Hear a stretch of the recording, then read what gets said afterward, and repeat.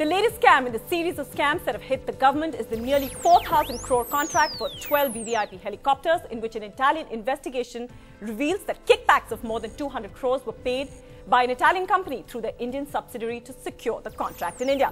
Aside from the shocker that it alleges a former air chief was involved, another shocker came when Italy's three-time former Prime Minister Silvio Berlusconi spoke on the scam, saying that bribes are not crimes and that bribes are like paying commission in India, because that's the rule here. But is that really such a shocker, or are we just outraged by someone pointing out the reality of rampant crony capitalism in India? On the social network today, we ask, Berlusconi, are bribes getting legitimacy in India? Now, before we slip into introducing our panels, let's quickly listen into what some of you have sent us. What if I need to go urgently? I mean, I need to join the company in another 6 or 7 days, and I'm getting a better opportunities over there. So at that time, I'll pay something so that I can move out. Rather, you can say it's jugaad also. That's the other name of the corruption. But I won't mind doing that. अगर आप देखें कोई responsible person है तो वो ऐसा करेगा, तो हम उससे सीखेंगे ये चीज़ें कि अगर वो कर सकता है तो हम भी कर सकते हैं. तो ये चीज़ें हमें रिस्पॉन्सिबल पर्सन जो भी होते हैं उन्हें ये अपने आप को मॉडल बना करके दिखाना पड़ेगा कि ऐसी चीज़ें नहीं होती हैं और विदाउट करप्शन भी हमारे काम हो सकते हैं. All right, joining us on the show today, we've got with us Saikat Ghosh, who's in the studio. He's a professor at Delhi University. We've also got with us Aseem Marwa. He's the founder of eLitmus. He joins us from Bangalore on a video call. And also joining us is Debashish Chatterjee, who is the director of Indian Institute of Management, Calicut. He joins us from there. Thank you all so much for joining us. I want to start with you, Mr. Debashish. I just want to ask you first, what do you make of Berlusconi's remarks?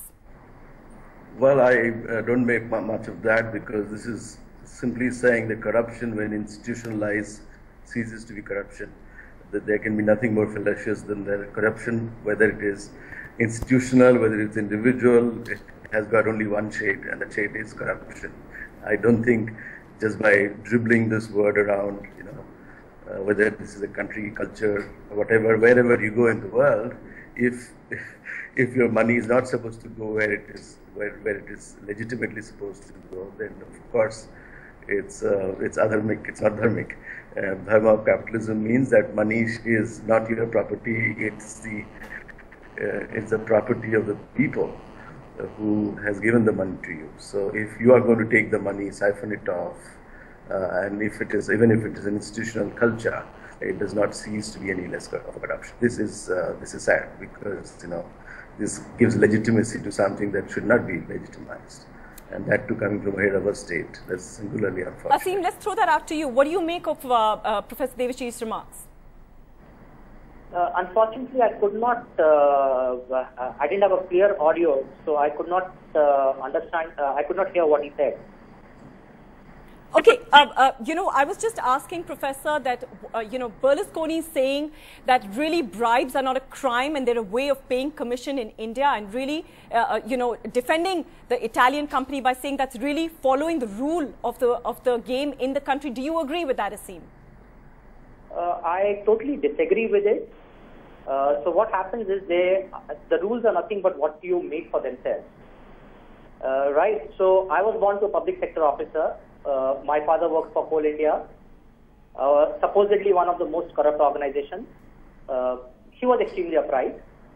While I was doing my class 11th and 12th, one of my friends was my father's direct reportee's son, and he had a Maruti 1000. And this is in an era when my father. But Aseem, is that a one-off now in a system that's becoming more and more, is recognizing corruption more and more, bribes more and more? I mean, you've started a startup. Do you feel that you often reach a road or a set of crossroads where you have no choice but to take one of the routes? See, again, as I told you, these are the choices which you have, right? So in terms of we run into situations where unethical practices are involved, but you can always walk out of it, right? Now, this very world is giving us Arvind Kejriwal, it's giving us Khedkar, it's giving us Sachin Dubey. There are a number of people who are trying to make the country non-corrupt. Okay, but by admission, that also means, Saikat, that there is clearly, a rampant corruption in the country, which is why Arvind Kejriwal has become the kind of phenomenon he's become. Do you think that we're, sort of looking at one-offs and trying to get hope from them, but really the system is largely legitimizing corruption in a sense? And in responding to you, I would also like to respond to what Debashish just said, that yes, it's public money and public is working for it and earning it for you. But India is not a one-off case. This is a global phenomenon.